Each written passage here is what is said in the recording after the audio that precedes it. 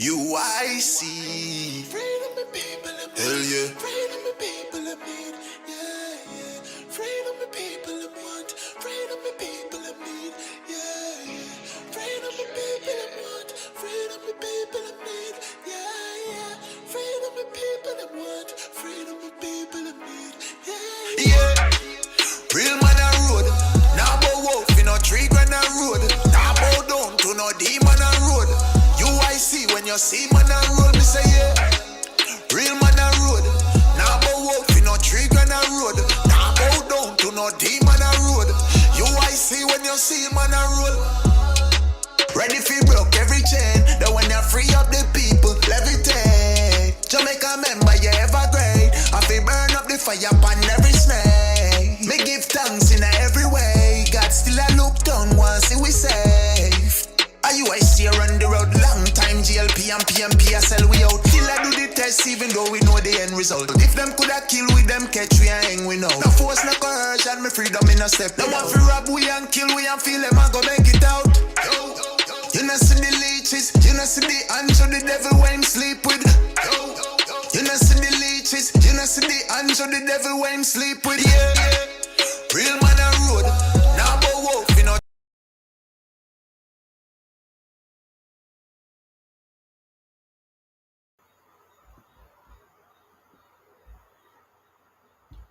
Hello and good evening. Welcome to another edition of UIC Liberty TV. This is Joseph Patterson, President of UIC Jamaica, joining you this evening from the beautiful parish of St. Elizabeth. And we're going to be talking about the diaspora today on Diaspora Connect. I have a wonderful guest lined up for us this evening. Our guest will be or my good friend, a wonderful supporter of the UIC movement, Mr. Keith Romans. We'll get a chance to hear from him shortly. But I'm really happy to be here with you tonight. It's been a while since I've been on. I've been seriously busy getting a lot of stuff done, including our audits, to get our audits all completed and all through the, there's so much that we have to do here in UIC Jamaica. And because we're a small party with very limited funding and staff, all of us have to chip in and get a lot of things done. So good evening to all of you, and welcome and thank you for your patience in waiting for us to get back on to speak with you. Now, there are many of you on this live tonight who will be in the diaspora.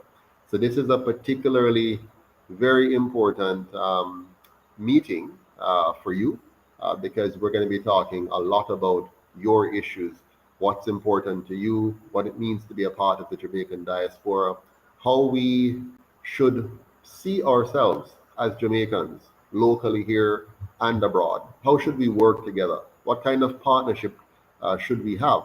What does it mean to be a member of the Jamaican diaspora?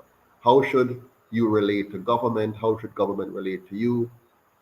What kind of policies should we have in place, and how do those policies work to bring us together, to make us stronger together as one people, one nation under God? And so I'm going to look forward to all of your questions tonight. Feel free to ask any questions on any topic, but particularly let's keep it focused on the diaspora and how the diaspora relate to the greater Jamaica question, and how we can strengthen that relationship and build a strong bond between all the Jamaican people across the entire globe. We have Jamaicans living everywhere on the planet, really. We've had Jamaicans living in the North Pole. I've been to the North Pole, so to speak. I've been up in the northern parts of Canada, where I've lived with the Inuits and worked with them. So I know about that side of the world. I have been to China. Jamaicans are in China. In Singapore, Jamaicans are there. In, of course, the beautiful land of the United States of America, where our guest is from tonight.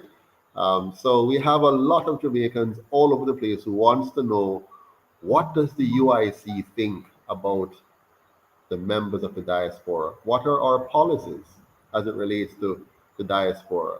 How do we see Jamaica evolving as a nation in relation to its vast number of members who are not living here physically, but are here in their hearts and in their minds. They watch the news, they pay attention, they send money back home, they have families here, some have children here, you know, grandparents, aunts, uncles, nephews, nieces, brothers, sisters, and even just close friends. There are some who have nobody else left here, nobody they can call family or friend, but their hearts are still here with the Jamaican people. So we have a strong bond as a nation. And so the UIC has a number of policies and programs in mind that will help us to build that bond, strengthen that bond, and become a much greater nation because we're stronger together. And so without further ado, I'm going to welcome to the show tonight Mr. Keith Romans from Texas. Welcome, Mr. Romans, and good evening to the show. How are you doing tonight? I'm doing well, Mr. Patterson. Just thank you so much for having me. It's my pleasure. Wonderful. So you and I have had the opportunity to talk a few times. So I have a good flavor for who you are. I understand a lot about you. You've been working with Mr. Winston Wright, our chairman, on the Diaspora group. I think you guys meet every other Thursday or so, and you talk about matters concerning Jamaica and the UIC and all of that. But tell us about yourself, first of all. Who is Keith Romans? Well, Keith Romans, originally from Westmoreland, have great roots in St. Elizabeth. In fact, I discovered that my grandmother was from Silo, next door to you. I do have relatives who were in government there. My mother's second cousin was Prime Minister in Jamaica for a little while, maybe the shortest serving Prime Minister, Donald Sangster. Yeah. And I have something else in my sleeve here. My dad was born in 1903. Yes. And he did meet Marcus Garvey. He met Marcus Garvey, and he had a lot to tell us about Marcus Garvey. And that was one of the reasons why I got so attracted to you, Mr. Patterson, because Marcus Garvey was just like you. He was a guy who traveled a lot. He was in Panama. He went all over the world, and he worked there, and he did a lot of things before he came back to Jamaica with the vision to make Jamaica better. And I applaud you for that, because you were a part of the diaspora and you went back with the good news. The unfortunate thing is that it's a little challenging to get embraced, because when you have establishment and they are comfortable in what they're doing and they're making the best of it, they don't like to be exposed. And but apart from that, I came here close to 40 years ago, but I've always held real close connection with Jamaica. And my wife and I have followed Jamaica for many, many years, everything that is happening there. And when you touch the topic, when I watched your first interview I saw with you, when you kind of break down the how you came about with this idea, I said, oh my God, this is Marcus Garvey reincarnated. And I'm praying that the people there will understand. Just want to kind of tell you a little bit about one of the things that really struck me about the UIC when I read your constitution. I think it's a more democratized election process, the way you actually explain it, in the sense that you have people being nominated locally, and then those people with reputation who are real good people in the community. Instead of having people placed there, then you have the people in the community choose those. And there's another program that we'll talk about a little later that I was just reading that you introduced to me, the JUMP program, and I think it's phenomenal. This is a program that is going to solve a lot of problems in Jamaica from the roots. And definitely we'll talk more about that later. But the other thing that I like about your movement is that it is more streamlined in the nominational format, nominating people, and the fundamental transparency of the movement in filtering out biases and favorism, and that is something that is going to be very great for Jamaica at this time. I'm glad Mr. Romans, I'm glad you touched on that. I just want to Right. elaborate a little bit on that piece before you move on. Yeah. I was talking to my uncle the other night, and he was saying to me, because he's in Canada, and Mhm. he was telling me about how family members across the world is talking about, these are my family members across the world, talking about the UIC and about what is going on. And we touched on the issue of diversity. And one of the things he was particularly impressed with is how the UIC has been able to bring together desperate people, people from different cultural, upbringing. You have the Rastafarian, you have the Muslim, you have the Christian, you have the atheist, you have Jamaicans from all walks of life being brought together in a united way, recognizing that our differences are to be celebrated. It's okay for you to be different from me, in Mhm. terms of your personal values or norms, but we share one common thing. He said to me, he said, what is it in your movement that brings people together? And I said to him, it is our commitment to individual sovereignty, our Hallelujah. I commitment love to that. I really protecting, love that. yeah, I really, really protecting love that. the rights. And then I was talking to I was talking to another gentleman from one of the radio stations, um, and he was saying to me, what he really likes about the UIC is that even though he's a very strong Christian person, he has very strong Christian values. What he likes about the UIC is that if we all unite, each of us are protected. All of our communities are protected. The Maroon community is protected. The Rastafarian community is protected. The Christian community is protected. And all of our differences are respected. And now they become a part of our strengths, right? It's a part of our strength now. Because here you have people with differences finding commonality around the most important thing, your right to your life, to your liberty, and your property, so that you can be a sovereign soul in a united Jamaica. And so I just wanted to, get that in while you mentioned. That is phenomenal. Yeah, That's very phenomenal, Mr. Patterson. You mentioned that, and when I was mentioning to my nephew, we're Christians, and we talk every day, and yeah, we were comparing all of what the UIC stands for with our Christian faith, and hmm, everything there was just so relevant. hmm, There's nothing there we could look at and said, man, this is just not a Christians, because we know people are Christian, not only hmm, Christian, but Muslims or yeah. Buddhists. All of these people basically have the same, and The it's same so core great. values.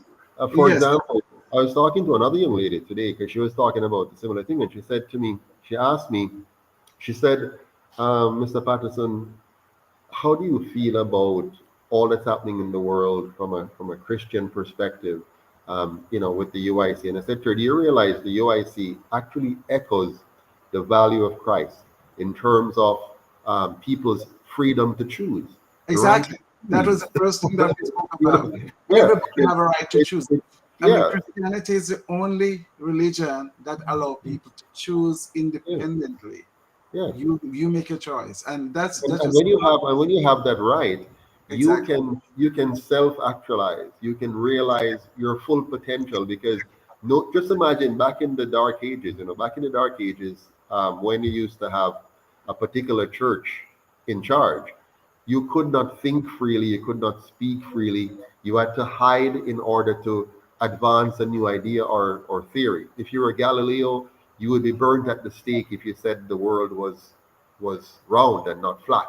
In a UIC world, it's okay to say that. It's okay for you to say, I think the world is round. And for the other person to say, well, I think it is flat. And then we Right. have a discussion, a conversation. We Exactly. we now appeal to science and empirical data and come up with something. If you had a UIC kind of government in place, you'd never have the kind of pandemic problem we had a while ago. Why we wouldn't have it? And it's still lingering, because in our system of governance, the government would never try to force you to Exactly. take something into your sacred temple. Your body is a sacred temple. Right. The last thing any law should seek to do is to violate your bodily autonomy, your right to choose what goes into your body. So the UIC's enshrined law of your body being your property, Exactly. over which you have exclusive domain, would ensure that the government understands that and seeks a different approach, an approach of education, an approach of empowerment, and not to go in a back door either. Don't try to go through the employers to sneak it in. Don't try to use school access to sneak it in. Don't try to use government services as a way of sneaking it in.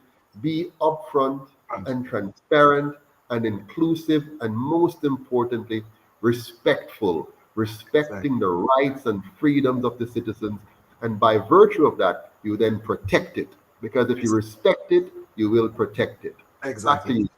And I personally, I'm a nurse by profession. I came here and I became a nurse. And I'm right now, I don't want to boast on this, but I'm a business owner, and God has blessed me. And you know, I just feel so guilty about not giving back to my country, because everything that I have, just like all of us, came from that foundation that we had there. You know, we had education, we had the culture itself. I mean, we have a lot to talk about the culture, which is we're also proud of. You know, so you know, I think it is fair that we all give back, and I hope later on we can get to talk a little bit about some ideas that I have, that how we could really work together.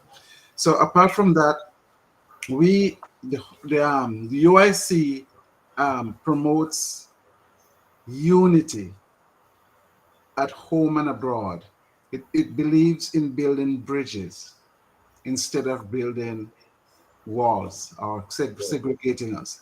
I think for many years, we in the diaspora and the people back home believe that if they're gone, they're gone. They don't care about us, or they're elites, or they whatever they think. And likewise, I've spoken to people here who also believe, oh, let them stay there. I mean, they're this, they're that. And I hate to hear those things. I think people need to grow up, and we need to stop believing those lies. We need to now believe that the more together we are, the stronger we are. The diaspora has a lot, and I think a lot of people here, the diaspora is the strongest. The remittance from the diaspora is 34%, somewhere like that, Mr. Patterson. 34%. That's the last check. The remittances. Yeah, 34% Actually, of the GDP. let me tell you something about that. Yes. So remittances, Right. in two forms. Right. The regular personal remittances accounts for between 22 and 24% of GDP. Right. Then the spin-off effect of remittances plus tourism, because remember, Jamaicans are also tourists. You know, we come back. Of course, exactly. Yeah. And tourism accounts for 35% of GDP. Wow. When you combine 24% with 35%, you're anywhere 57% to 60% GDP is coming from remittances and tourism, which includes the impact of you guys in the diaspora, what you send over. I tell you something, if it wasn't for the diaspora, many Jamaicans would starve. We wouldn't have a Jamaica. I know that. I know if it wasn't for the diaspora. So I find it offensive sometimes, you know, Mr. Roman. When the devaluations that take place there, I mean, if it wasn't the diaspora, people would not survive at all. Because many small businesses, even not just small, every business in Jamaica benefit from remittance, because that is how people pay their light bill. That's how they pay their water bill. That's how they go grocery shopping. That's how they even when they buy a lotto ticket, is remittance money they are used by the lotto ticket. Wow, is that amazing? For the first 4 months alone of 2021, the first 4 months, we had 2.9 billion US dollars coming in. Wow, that's amazing. You understand? That's amazing. So we're talking big money here, you know, very big money. If you go downtown, to a place called what's it called, Beeston Street, downtown Beeston Street, and you go down that artery and turn off into all those side roads, you know, Luke Lane and Blake Road and all those areas. the vast majority of the persons in those inner city communities are depending on a Western Union transfer the next morning to put breakfast on the table. Wow. That's how that's where they get the money Believe from that. to send, yeah, Truly. to send the child to school the next morning. Mhm. So you guys in the diaspora, you have played a phenomenal role in building, and not just building, in saving, in rescuing the Jamaican people. Because many of us here, even those of us in big business think we're big, is your money being spent by the little small man in a fuel shop and at Exactly. our gas station and in Yes. our grocery stores, is your money where you work hard for, in the coal and in discrimination and all kind of All the problems things you that we face, huh? yeah. You take money out of your hard-earned earnings and you Right. send some money to auntie, to brother, to sister, to cousin, to nephew, to niece, to uncle, to friend, Right. complete stranger sometimes. Sometimes you're at the airport and going through, you meet somebody and you Yes. form a little That's a fact. friendship That is a fact. and they I send can you prove a text. that too. Prove that too. Yeah. I tell you something. When I left Jamaica, it was $2 for one Jamaica. I went back to There you Jamaica go. a little bit after that, and it switched from two Yeah. US to one Jamaican to two Jamaican to one US. And the Mhm. impact that had on the economy that I saw Yeah. right then and steering me, it was really devastating with the inflation that caused. Yeah. So I Hmm. cannot imagine since I left it now slide to 160. My Hmm. God, it is Yeah. almost impossible. If it was not for the diaspora, people, as you said before, they would certainly have died. But let me tell Well, you this, something, and I just mhm. want to tell the people this, people in the diaspora too, if they don't realize this. Um, I have a business, and I know that what really what really brings me business is my marketing team. So Mhm. I spread a red carpet for my marketing team because Yes. the marketing team is who bring me business and bring money, income to our Mhm. business. Now, and so if you look at it, if Jamaica had really thought about it, they would look at who is bringing me business, Mhm. who we should be spreading a red carpet for. So Mhm. the diaspora should get special treatment. They should get special treatment. There should be a red carpet for everybody in the diaspora. It should be like a no-brainer. You know what I mean? And Absolutely. when someone tell me that they're more lenient to allowing other companies to come and do business there and give them all the privileges, and believe me, I'm not sure because I cannot say that's something that people can Well, let me research. tell you something, Mr. Go ahead. Romans. If you're coming from China and you're a Chinese, you're more likely to get a tax benefit from the government than if you're a Jamaican coming from America. That You is understand? ludicrous. That doesn't make Yes. no sense whatsoever. And so what I'm saying is, if they I call that remove the embargo from the Yes. diaspora. Remove the embargo. There's an embargo there. They need to Yes. spread a red carpet. They need to look at all the resources that the diaspora have to offer. Like Mhm. apart from the finance which they look for, which is over 3.3 billion US dollars a year, the last count, um, there's so much more. Jamaicans here are talented. Jamaicans Mhm. here have achieved humongous. I mean, what I'm Mhm. saying is that if we're able, right now, I was talking with my team here, and I was telling him we have to find a way to build a directory of Jamaican businesses in the United States because Mhm. we cannot. Not only that, it would be a great network for the people here and other business abroad, but also a great network for Jamaica. So in case they Mhm. want to do business with somebody outside, they can look into our network and say, listen, is there somebody of our heritage who want to do business for us? You know what I mean? Mhm. And Yes. let's tap into them because we will get a better bargain from Mhm. them than having somebody from, you know what I I mean? I Some think I think other what you're asking us to do, Mr. Romans, you're asking us to become an organized society, an organized nation, a nation that truly respects its people, that respects its position in the world and that wants to be a major player on the global stage, not just wishing. You might recall, you're old enough to recall that almost every election we're told that we're poised for growth. You know that, right? Yes. Every election, we're poised for growth. Now, we have been poised for growth for 78 years. Now, here's how you achieve growth. What you just talked about. Ensuring that we get the Jamaican people fully plugged in to a system like the Israelites, like Israel. You see, Of Israel, course, that's an no matter exact. where, I'm telling yeah, you. Hmm? no matter where you are in the world, if you are a part of the nation of Israel, that nation is going to look out for you. It is going to defend you. It is going And to make sure that you're a part of an economic model that's going to lift you up. Now, that's what the UIC wants to create for Jamaica. exactly, We and the want USA, and we can do it. We can do it. we Jamaica want to, can be the yeah, greatest black country in the Caribbean, an example for absolutely. all the other nations.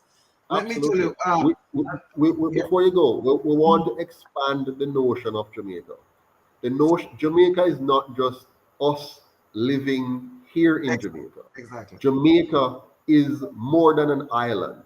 Jamaica is a nation of people. And so whether you're living in America or Canada or England or Germany or Australia or China or France or Italy or anywhere in Africa, it doesn't matter. Once you're a Jamaican, you need to be part of a brotherhood, a sisterhood, a connection, a network, where if you are in trouble, we're going to send somebody to take you out. You And there's understand? nothing wrong with that. That's what we should Yes. do. As a And matter of we're going fact, to make sure, yeah, go ahead, go ahead. okay, I have one more thing to tell the people. When I first Yeah. traveled to New York in the 1980s, my pastor up there told me that all the people always said that Jamaicans are considered black Jews. Have you ever heard Mm, that terminology? That I've heard it Jamaicans before, are yeah. considered black Jews. That Jamaicans are called is by their nickname. The ones that came to New York early and established the way they work hard and expand. They said these guys just act like the Jews, so they Yeah. call us black Jews. So now we can prove to the world that we really are the black Jews, and we can gather everyone together to Yes. really focus on making Jamaica a wonderful country. Absolutely. The good thing about it is that Jamaica doesn't have any threat around it. We just Yeah. need to work together and we can make Jamaica great. I have met a lot of Jamaicans here. Many of them said, you know what, when I die, I want to be buried back home. Yeah. Hmm. As many of them said, man, I wish we had some connection back home. And that's Yes. the thing that I want to talk to you about the jump program also. Sure. But we'll talk Before about you go, before we go to the jump program, yeah, let me take a few minutes. I want to take a few minutes here, go and ahead. I want to run down the statistics again for our listeners. But before we do that, let me ask all of you who are online right now, please like, subscribe, comment, and share this video. Like, subscribe, comment, and share this video far and wide. Remember, the UIC does not get any coverage on regular TV and radio station. There's a blockout against the UIC. We're not in the newspapers. So the only way the Jamaican people here at home and abroad hear about the UIC is through you. We're 100% depending on you to share the word and spread the word. So please go ahead and share. Now, I want to share with you a few statistics just to make sure we're on the same page, because I said a few things earlier and I might have misspoke. Remittance inflows exceeded US dollar 3.3 billion in 2021. That is up from USD 2.9 billion in 2020. Wow. About 73% of our remittances come from the United States of America, 10% from the UK, and 9% comes from Canada. Remittance inflows was about 22% of GDP last year, which was the GDP itself was about 14.9 billion US dollars. So we Jamaica is not a poor country, it's just a poorly run country, right? Exactly.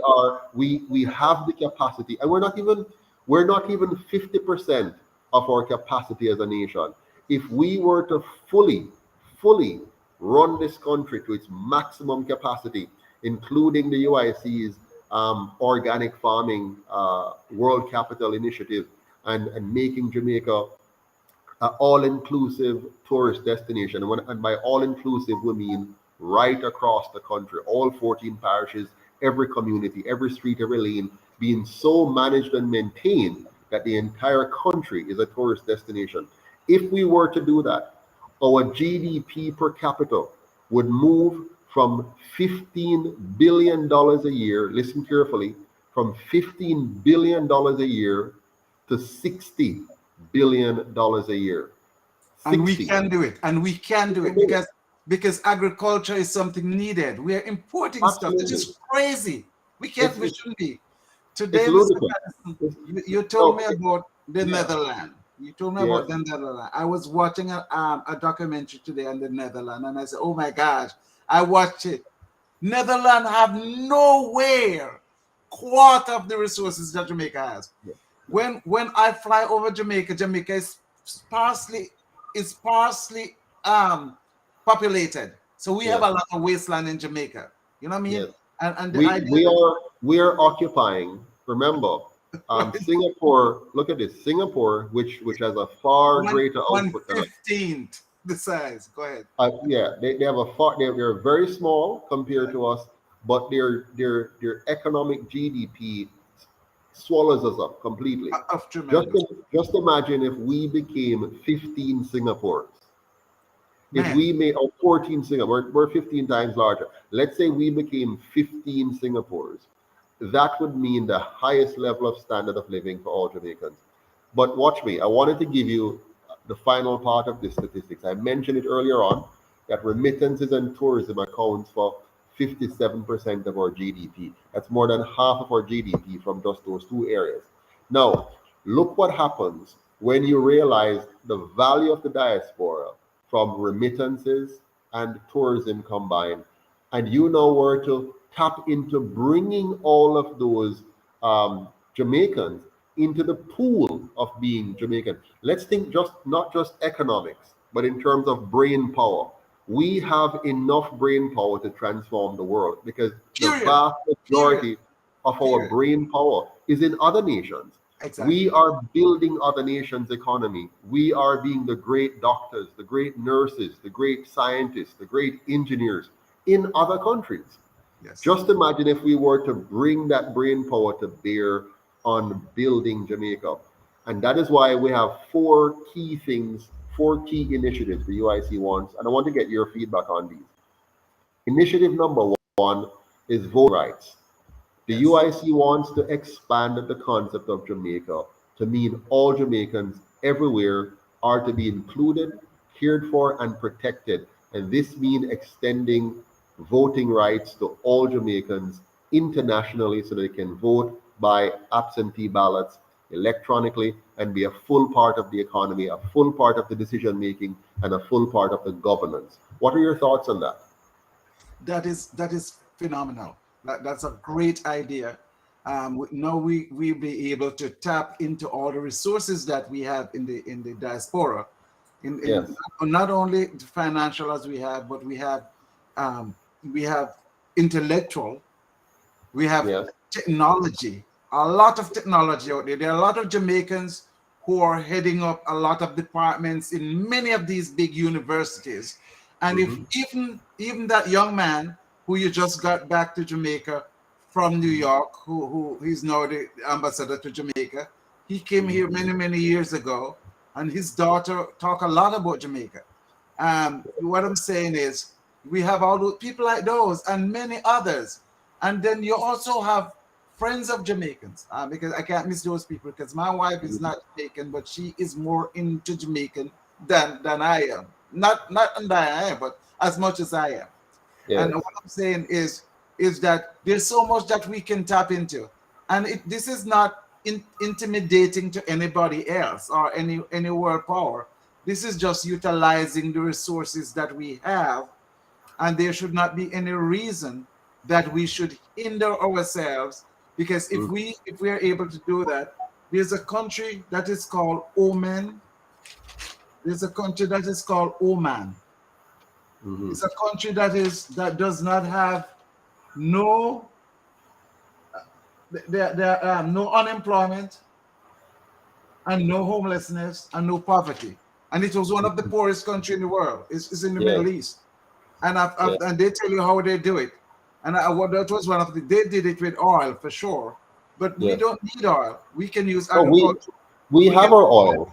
We have Our, we can use our oil. Listen, our oil is our soil. of course. We can use You know, hydroponic agriculture, just like absolutely. Netherlands export 90 billion 93, euro exactly, every year. 93 billion euros. Exactly. And they And and we, they are and they do not have many of the things we have. nothing. We have better climate, better soil. You know what Exactly. they do have though, to give them the edge. What they have is they have good leadership. Exactly. They have a highly educated population, Right. and they do some basic things we don't like to do. They plan, they set goals, Exactly. and You they, have to set yeah, goals. You have to set goals. yes, Goals have to be in yeah, it. I mean, I have to do that myself. I have to write my yes, goals down, have them over my head, and look at them every day. yes, Well, one of the things that I love about the UIC plan, first of all, we cannot reach their people unless we have a change yes, in the in the government system. And yes. of course, we all have to accept it. There's a young man here who wrote about the U.S. Constitution. His name is Maistel, if you can follow him.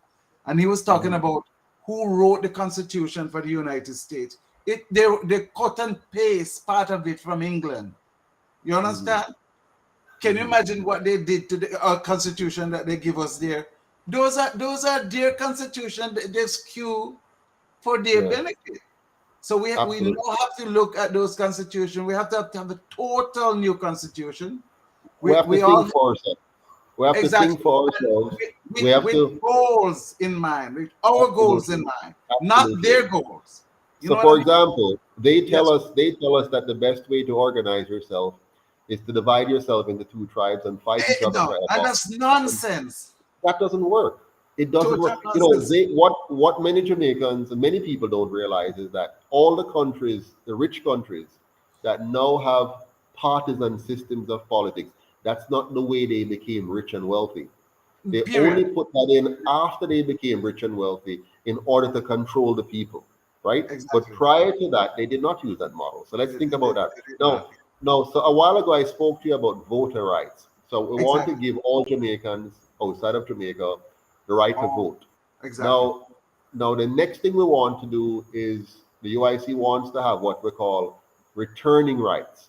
This is where the UIC wants all Jamaicans who live outside the country of Jamaica for 5 years or more to be able to return to Jamaica 100% duty free. What does this mean? It means as a returning resident, you pay no duty at all to bring back all of your belongings, everything, Exactly. your Exactly. business assets and your personal assets. You're able to come home, and we want to roll out the red carpet to make sure you have a smooth landing, a very easy transition, and an easy reintegration into the society here locally that we call Jamaica. So this is a very important policy for us because we believe treating Jamaicans as the most important person in Jamaica, not Chinese, not Indians, not anybody coming from some other. And I'm not being disrespectful here. I Period. believe we should welcome people Yes. to our shores and treat them with We respect we and always welcome them. We give them we priority. always do. Yes, Treat everybody. Treat but our all government exactly. has made it a habit of treating us less than. And we Yes. have to stop the less than treatment. We have to make sure our Jamaicans abroad come home to a hero's welcome, come home to a warm welcome, a great reception, and then we must give them the access and the tools and the support they need to be just as successful here as they were over there. Let them bring that fresh air of success here. All their assets, and this we're talking now about mental assets and physical assets and financial assets, okay? So come back with all of your assets and know that you're warmly welcome and you have a government here that cares about your well-being and how you can become a significant contributor to the nation, even if you're coming back as a retired resident, because as a retired person, you have counsel, you have wisdom, you have experience that you can still lend to the Jamaican landscape. What do you say about that, Mr. Roberts? That is just a phenomenal. I mean, that's like, man, you're feeling my love tank here. The thing about it is, when most of the people we talk to, they talk about crime and violence and things like that. And I was telling many of the guys that I talked to today that we have that program in Jamaica that you're rolling out, and I know you're going to roll it out. And we're going to tell people in the diaspora to join it, Yeah. and contribute to the program as members if they want to. But guess what? There's another aspect to it. The people who are sending remittance to their loved ones, encourage those loved ones and sponsor them to join it. How do you like that idea? Encourage them to join the community capital clubs. Reach out to the UIC. Have people joining the community capital clubs in your area or area of your liking, maybe wherever you're from originally in Jamaica. Have your loved ones reach out and join the community capital club, because the community capital club have a phenomenal plan for Jamaica, which is going to automatically virtually eliminate corruption and crime, because Well, let's talk about it. We'll talk about Since you have raised it, now, let's talk about it. So the program is called the Jamaica Upliftment Monetary Program, JUMP. So the acronym is JUMP, and we want to jumpstart Jamaica, as Mr. Romans would say. And so JUMP, which is the Jamaica Upliftment Monetary Program, is built around some key ideas. Number one is that we believe that at the grassroots level is where you need to grow the economy. You don't want to have a top-down economic model. You want to have a bottom-up economic model, a model which makes sure that the least among us, and if the least among us can do well, then it means all of us will do well. And so the model begins with the idea of saying, let us form community capital clubs across the country, where we start off with members of the UIC, because there are regulations that the government has that makes it difficult to do anything. So to avoid a lot of the pain and difficulties, we can only at the moment open the JUMP program to members of the UIC. Eventually, when we form government, we'll be able to open it to everybody. So this program allows all members of the UIC to join a community capital club in their respective division. Let's say you live in Westmoreland, where Mr. Romans have connections, and you're from, say, Bethel Town, you can join the community capital club in Bethel Town.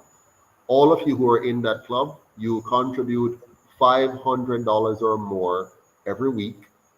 That's Jamaican dollars, which is very small.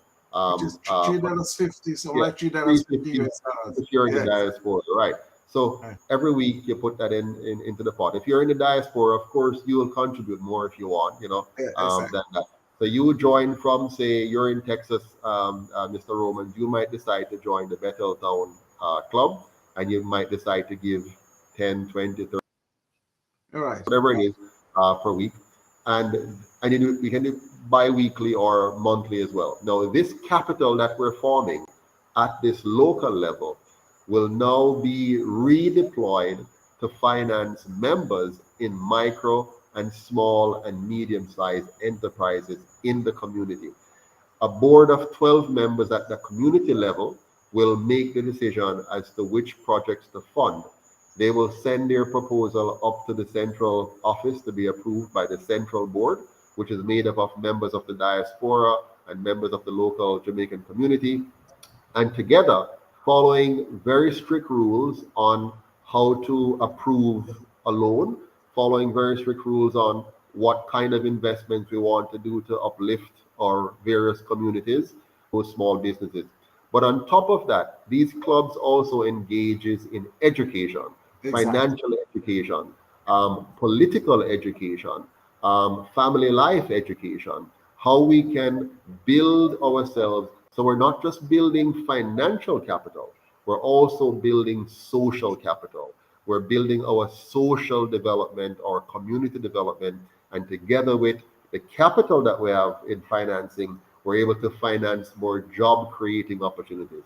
So whether it's one person that we're able to now help to improve their income, or two persons now, a partnership, or a larger body of a corporate entity, maybe say 15, 20 persons, and then they hire 5, 10, 15, 20 other persons. We help a small farm to become a little bigger. We help us a small carpenter to become a little bigger. We help a seamstress to add 2 or 3 more dressmakers to the team, and so on. So we keep expanding at these micro levels, these small levels, because of you. Now, just imagine 3 million persons in the diaspora participating in their own community capital club. So there might be 50 of you, 10 of you, 20 of you in this club or that club. Now, what that does, it brings now a bond between the local community and the global diaspora community. And so you now become a member of the community. Even though you're living overseas, you're now a member of the community. And because you're a member, when you're coming down now, you have a group of people, a network that is supporting you. That network will make sure that you get safely from the airport to your home. Yeah. They'll help you. If you even start a business here, that network can help you to grow and develop that business. And let's say you're ready now to retire. You're now, after being in the club for a while, and you get to meet people you've been down a few times. You've helped a number of developments in your community, and you come down to live now. You finally, cash in your chips in Texas, and say, I'm done with Texas now. I'm ready for relaxing in Jamaica now. And you come down to Jamaica, and you have a network of people, 25, 35 people who know you and who you know. You understand? Now, guess what? You may not even have grown up in that community now. You just chose that community because that's where you want to know to spend the rest of your time when you come back to Jamaica. Right. And even if you're not in that, you might even want to go visit another community. But because you're a part of this network now, this network of Jamaicans, you get assistance and you get connections to go over here. Maybe you want to open a new business. You want to bring a new business to Jamaica. You already have a network on the ground that can help you to connect appropriately and build out your business very fast. So this JUMP program, Jamaica Upliftment Monetary Program, with its Community Capital Club, is here to overcome the ages-long gap between the diaspora and the local Jamaican citizen. We're going to bring Jamaica together. That's why we talk about one Jamaica, stronger together. One Jamaica, stronger together. So the more we keep coming together through this JUMP program, is the stronger we're going to get. And that global nation that we call Jamaica will now be a force to reckon with, because we build from the bottom up instead of continuing the principles of top-down economics. Back to you, my friend. Yes, sir. And when I was doing some research, most of these countries, that's how they became great. They went back to the grassroots, just like the UIC, and build people from up. And we call it the JUMP program because it is capable of, once we get the diaspora, and I'm taking time to appeal to the people in the diaspora to join this movement. From here, you can go to the UIC and join it, or you can, the remittance that you're setting, have your people there join it. It's only $3 a week, $15 a month, right? Something like that. Have them join it out there and build out community capital club and keep together, because it's like a partnership. And that is going to help us to fight crime too, because people in those capital club will be watching each other's back. And of course, the community capital club will really screen those people and make sure that they train them, that only people who have integrity are people who are willing to come and follow the teaching. Exactly. Yeah, and let them make them aware that, listen, you guys are responsible for that. And of course, it will also give them businesses, because when people are coming home, you might have them want to come home. People from the community capital club will say, all right, we'll have a taxi here who will send to go and get there, because we know that is someone who's going to protect them and make sure that they're safe. You see what I'm talking about? So with all of those, it's going to be a great thing for them. Not only that, but we also enable the community capital club, especially in certain areas, to help people to set up Airbnbs. You know what I mean? You might get some money to borrow to set up your house so that it can be an Airbnb. And guess what? Then you have a business going there. You see what I'm saying? And of Yeah. course, once you do that, then people from here, a lot of people don't mind going to the Airbnbs. They will come there and they'll support you. So what I'm saying, this is going to be humongous, but it's also going to systematically change the mindset of people there, that it is an empowering program, is not a handout program. And Absolutely. And this is a very, are aware of the fact that we're sending the money there. It's an investment for us. And you guys said, all right, when we send money, just like when they put their money in, it's an investment. It will be there accumulating interest based on your lending program, and it will also, if two people choose to draw out, they can draw it. If they don't, then they can also allow it here to multiply. you can roll it over. Now, this is a very important point, Mr. Romans, and Yes, you're making it so well. It's the issue of, normally when people send money home to Jamaica, you send it home, the money is eaten, it's gone, it's done, gone, totally and gone. and people are stretching their hand out again. Can you send me Exactly. some more? With the jump program, it's different. When you put money into the jump program, it remains your money. It doesn't Exactly. disappear. That money goes into the community as an investment. So you're lending it to the jump program. That money is then lent to somebody. The person uses that money to turn over and create and produce, which creates job and opportunities and lifts the economic value of that community, but the money remains yours. And every year, as the profits are determined, that portion is added to your money. You can take it whenever you're ready, but it's still your money. When you do charity and you give that money out, it It's gone. never comes back to you. Totally. It's gone forever, Totally. forever. But the jump program changes that. And now Yes. we become a program where you're not giving away money, you're investing in people. You're So, investing in Mr. building Patterson, society. Yes. I'm from St. Elizabeth. I grew up in St. Elizabeth most of my time. I was originally from Westmoreland, went to St. Elizabeth, grew up. And I noticed they have a lot of farming areas over there. And people can come together and co-op. Let's say Yeah. people are planting some cash crops. hmm People can really come together and co-op, and each of them get a part of it. So and the community capital club will be helping them to scale marketing. So let's, hmm if they want to come together, they will help them to scale them up. So this is going to be very enriching a program, because now Absolutely. people will be able to come together and do it in mass production of Absolutely. agriculture. Yes, A yes. lot of cabbages, a lot of callaloo, because they hmm know that the community capital club is scaling it to Yes. maybe get it sent to the hotels, or hmm send export a lot of it, like the Scotch bonnet pepper, all of those things. So those, Yeah. now what people need to understand is that they need to reach back out to some of those people who are already doing it, and have them Absolutely. join the UIC, and then have them put money in there to expand, and then Absolutely. for other people to come in to join, because Yes. those people are already disciplined people. They just didn't know that there was something like this that is going. Absolutely. You know what I'm talking So about? now, so now So the whole the whole diaspora now is going to have a vehicle, exactly, a jump start vehicle that is going to allow every single member of the diaspora to be invested in Jamaica, not simply as a donor, not exactly. simply as a form of charity, but now you will have a real investment vehicle in Jamaica that allows you to invest in your community or a community of your choosing, and to build a lifelong relationship that goes well beyond money.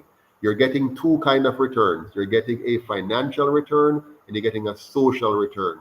You're going to impact people, you're going to impact the planet because we do things in a healthy and sustainable way, and you're going to generate wealth and create a better Jamaica because of this. Now, one last point before we go, Mr. Romans, because I Yes, sir. promised my wife that this was going to be a 45-minute Okay. presentation and I not did my promise my usual. wife to. I did promise my wife to.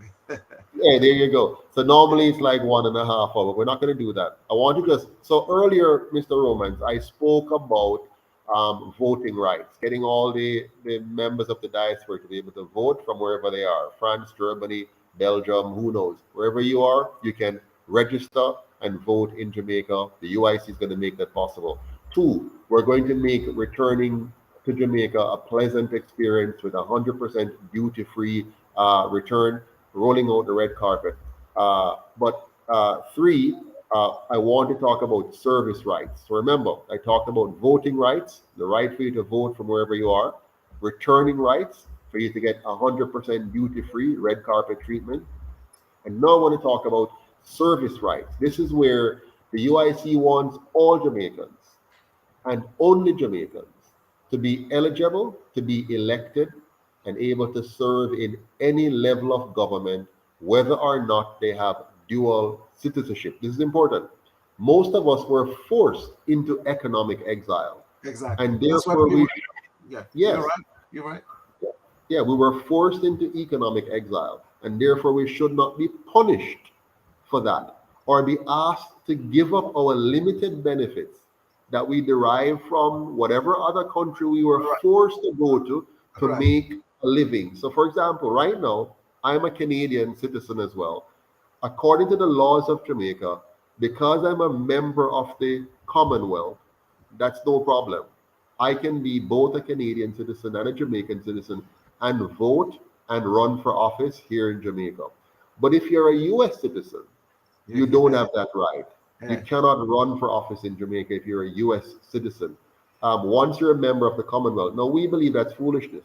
Once you are a Jamaican and you want to serve your country, the fact that you were forced to live in another country in order to better yourself economically, because our leaders here for 78 years failed to make Jamaica a place where you can live and earn and retire with dignity in your own country. They failed to create that.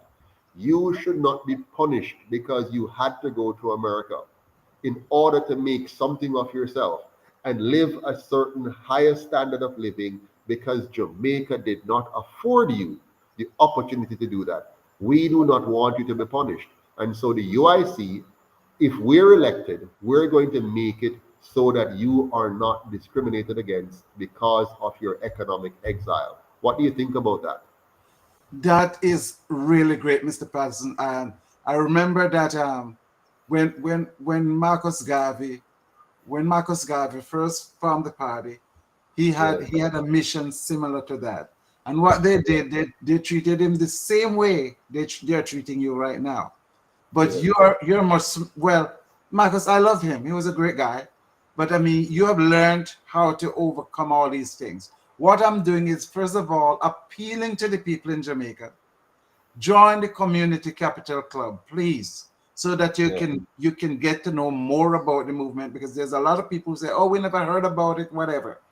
Have them join the Capital Club. And the people abroad, please, the money, you send $3.3 billion there every year. Send $1 billion, just $1 billion to your loved ones and said, listen, I'm sponsoring your joining this Community Capital Club, because this is going to be like an umbrella for you. It's going to be like a partnership. It's going to be money that you're putting away, and you will be able to benefit from it while others benefit from it. It's going to work much better than the whole housing trust. I know oh boy, don't even bother to go there. I'm sure they're going to try. They're going to try to borrow this one as well. They're going to try to borrow it. I know they will. This one. They're going to try to keep this one. Would the people be so stupid? Would the people be so stupid to do that because they see what they're doing with the housing trust already? That's crazy. Exactly. But anyway, what I'm I'm appealing to the people, especially the people in the diaspora. Please, guys, think about how you can encourage your loved ones there to inquire about the community capital clubs. Join it with the $3 a week. That's nothing.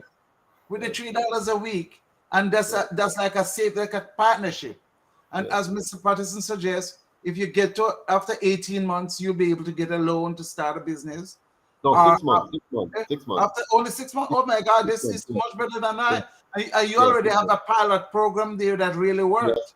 We have tested it fully. We've exactly. tested it fully, So so we what I'm know it saying, works. after 6 months, you can get it.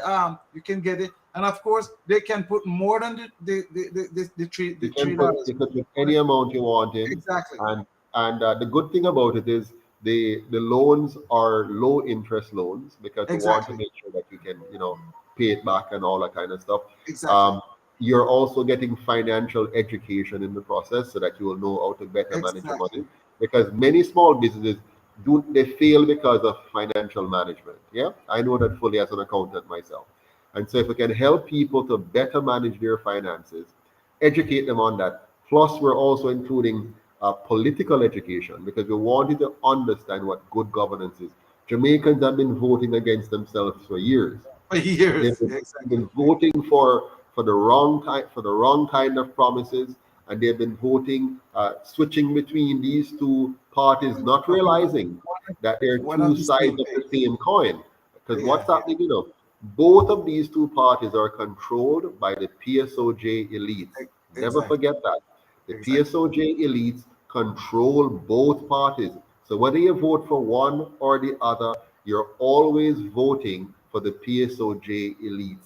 They control the economy. All the regulations and laws are designed to protect big business and oppress small business.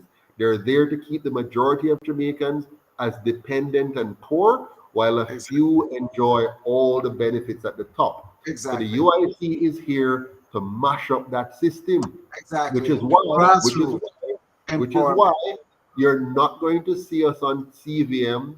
You're not going to see us on TVJ very much unless it's something they can try to ridicule us. And yeah, You're not exactly. Yeah. you're Yeah. not going to see us in the Observer newspaper. You're not going to see us in the Gleaner. You're not going to hear us on radio and stuff. So you, the Jamaican people, all of you in the diaspora, all of you here in Jamaica, you have to tell your mother, your father, your brother, your sister, your auntie, your uncle, your nephew, your niece, your friend, your co-worker, your enemy. You have to tell them. You have to say, is UIC where I vote for? And you have to stand up. Some of you have to say, I want to be a candidate in my community as a councillor or an MP. You have to volunteer. You have to donate because the UIC is the people's party. The UIC is not funded by the private sector organization of Jamaica. We're not funded by the oligarchs. We're not funded by people outside Jamaica, like, the Trafalgar scandal where one company gave 30 million or whatever it was. We're not getting $300 million for a campaign from the private sector elite.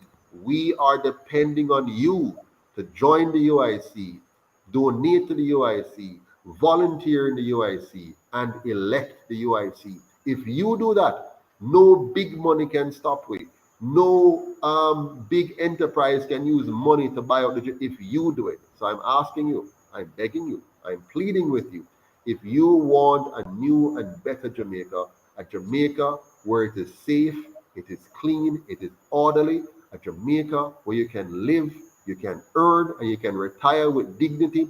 If you want a Jamaica that you can come back home to if you're in the diaspora and live peacefully, this is the movement, this is the party, and this is the moment. If this window closed, if 2024 passed and we're still under PNP and GLP, Jamaica is finished. We have seen what 78 years of these two parties can do. 78 years means higher crime. 78 years mean lower dollar. 78 years means low wages. 78 years mean more young people going into scamming and not passing anything in school. 78 years mean a Jamaica where you're afraid to come back home to. So if we want to stop that 70-year trend, we have to buck that trend by voting UIC, by donating to the UIC, by volunteering in the UIC, and by making sure you tell every single solitary soul you know about the UIC. Please, we must do this. Thank you, Yes. Mr. Roman. You have the Thank you, last sir. word. The last word is I'm going to tell them this. There are a lot of whispers in the media about the UIC, but they're afraid because they are being bullied by the big, the big Yes, oligarchs, which yes. is capital. And I'm going to ask anybody that under the sound of my voice who have ideas of spreading the word and, of course, mobilizing the people. telling them about the UIC, telling your loved ones about it, because what we notice is that when people learn about the UIC, they said, oh my gosh, it's phenomenal. But if they're the only complaint, they said, oh, we've never heard about it.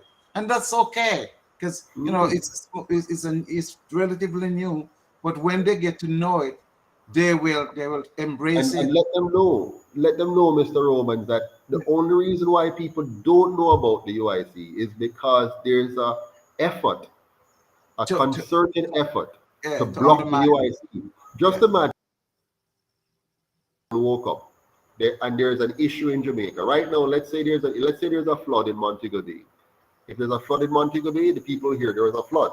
They will see that the government is out there saying something, saying, "Oh, we are going to fix it," and they're going to blame the people for not throwing out their garbage properly, or whatever. So the government will say that.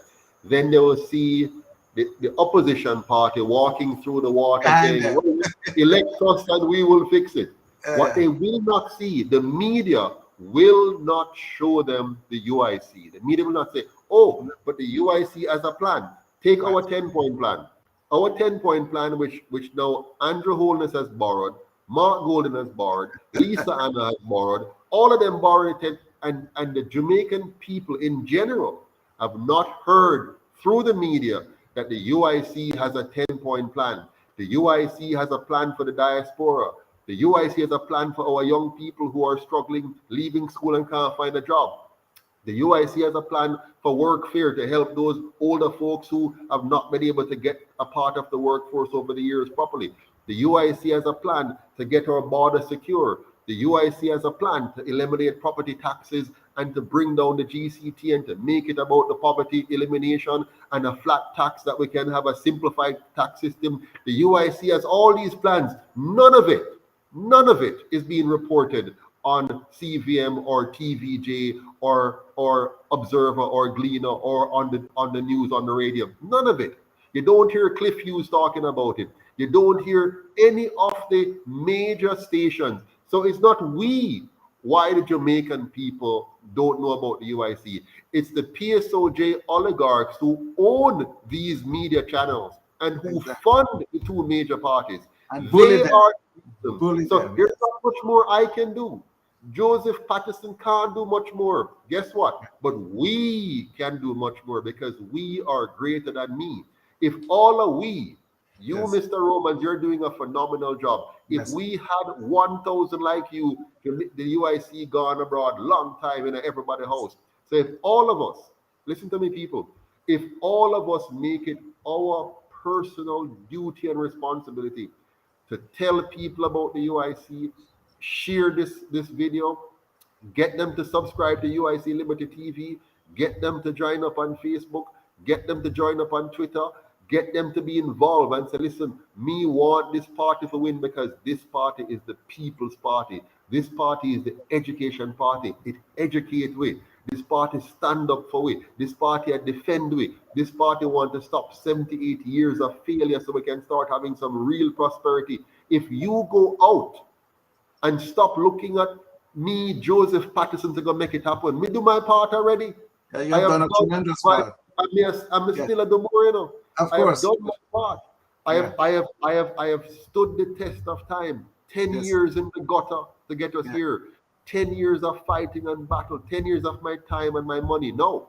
If all of us now just chip in like Mr. Romans is doing, like Winston Wright, the chairman, is doing, like Colleen Ramirez Acosta, the VP for Middlesex, is doing, like Daniel Burke, the VP for Surrey, is doing, like Mr. Kenrick Gordon, the VP for Cornwall, is doing, like Miss Janet Chukanowski over there in she just came back, from the US, and she's over there in Trelawney, is doing, like if we talk about Mr. Dr. Harvey over there in Hanover, is doing, and if we talk about Neil Chase or Chase Neal, our parish manager over there in St. Mary, is doing, or about Mr. Sheldon Wallace, who's going to head up this young program, who is over there in northern St. Elizabeth, is doing. So we have all these people. Baba Tunde over there in Kingston is working hard. We have Yasmin over there in Kingston as well. We have all these people stepping up, Mr. Romans, Anthony Williams, these are just names I'm calling of candidates, of Right. workers who are helping. If we all can be as brave and powerful like these people who are stepping up, you, Mr. Romans, how many nights you spend with the diaspora group, building that group, inviting new persons. We had the other night, we had Rosemary King from London as a part of the Exactly. jump committee helping to design it. We have Naika Williams, young 20-something-year-old who's a part of it, working to build. We have all these Jamaicans from all walks of life, Canada, England, the USA. We have people from Switzerland, Jamaicans in Switzerland, sending their $25 donation every month, $50 donation. If all of us come together, join hands together, join hearts together, put our limited resources together, we not only shall overcome, we will overcome, we must overcome, and we will create a new Jamaica, a better Jamaica for all Jamaicans. What do you say to that? And I'm gonna make myself available to many of our YouTube bloggers who are very considerate of the UIC. Who I mean, like the Unstoppable and those guys. I'm making myself available if they want to interview me, and I tell them how we're working on it from the diaspora perspective, just to get the message out there more. And I'm just volunteering for that. So Wayne Lonesome, yeah, all of those guys. Unstoppable TV, our good friend Jamaican Carlos, who, by the way, Jamaican Carlos, I tell you, he is one of the biggest, boldest, most effective. Have us get us connected so we can talk about it, and I can highlight the more voice we have out there, the better. Don't just exactly. Wonderful Joseph Patterson. It's not me alone. Let's hear from all of us, people like yourself. We're gonna spread it. And others. I have appointment. There are 3 massive groups here in Houston: the Jamaican Nurses Association, the Domino Club, which is a humongous group here, and also Jamaica Foundation. I have appointment with with their leadership to sit down and talk to them about this. But I mean, some of the things, as I was telling you, that we have to tell them from here, because a lot of them is talking about crime and all those things. I was telling them about the plan for the Community Capital Club being there for them whenever they go home, to clasp their hands around them, to give them the red carpet treatment. And the thing that was also suggesting is that if they can have any other incentives there for these people, the members here will join.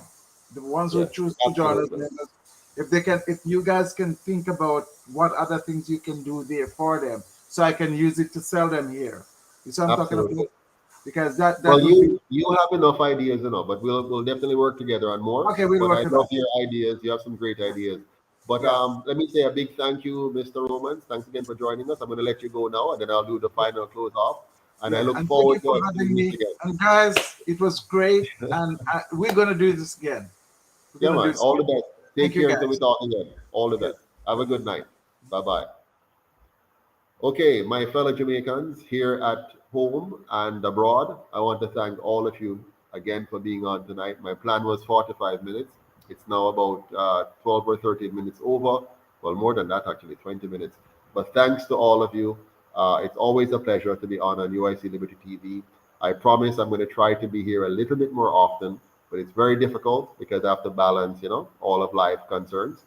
But please make sure that you like, share, subscribe, and tell all your friends about the UIC so that together we can build a better Jamaica. Remember, one Jamaica, stronger together. Take care and have a good night.